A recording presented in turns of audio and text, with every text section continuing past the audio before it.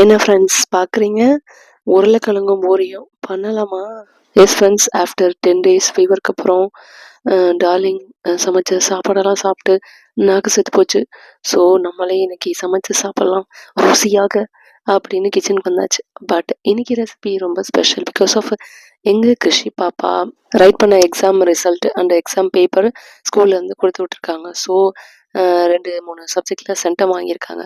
So உங்களுக்கு என்னடா வேணும்னு கேட்டப்போ எனக்கு பூரி வேணும் மம்மின்னு சொன்னா. பட் 2 நாளைக்கு முன்னாடி தான் எங்கள் வீட்டில் பூரி செஞ்சோம். பட் திடீர்னு இன்னைக்கு ஸ்பெஷலாக பூரி கேட்குறா. சரி நம்ம பண்ணுவோம் அப்படின்னு ஸ்டார்ட் பண்ணதான் இந்த பூரி ரெசிபி. பார்த்தீங்களா ஃப்ரெண்ட்ஸ், குழந்தைங்களுக்கு ஏதாவது அச்சீவ் பண்ணிட்டு வரும்போது நம்ம ஏதாவது கிஃப்ட் பண்ணணும்னு நினைக்கும் போது அவங்க ரொம்ப எக்ஸைட்டிங்காக பெருசாக எதுவும் கேட்க மாட்டேங்கிறாங்க. ஸோ குழந்தைங்ககிட்ட இருந்து நம்ம கற்றுக்க வேண்டிய விஷயம் நிறையவே இருக்குது. அப்படி கதையெல்லாம் பேசிட்டு ஃபைனலாக பூரி எடுத்துகிட்டு போய் பாப்பாட்ட கொடுத்தாச்சு. பாப்பா சூப்பராக சாப்பிட்டாங்க. அண்டு நெக்ஸ்ட்டு 2 பூரி நல்லா பஃபியாக க்யூட்டாக எடுத்துகிட்டு போயிட்டு அச்சுக்கிட்ட கொடுத்தா அச்சு கிரிக்கெட் விளாட்றதுக்காக பிஸியாக இருந்துச்சு. எனக்கு கொஞ்சம் நேரம் டைம் வேணும் மம்மி அப்படின்ட்டு டைம் கேட்டுட்டு விளாட திருப்பியும் ஓடிடுச்சு.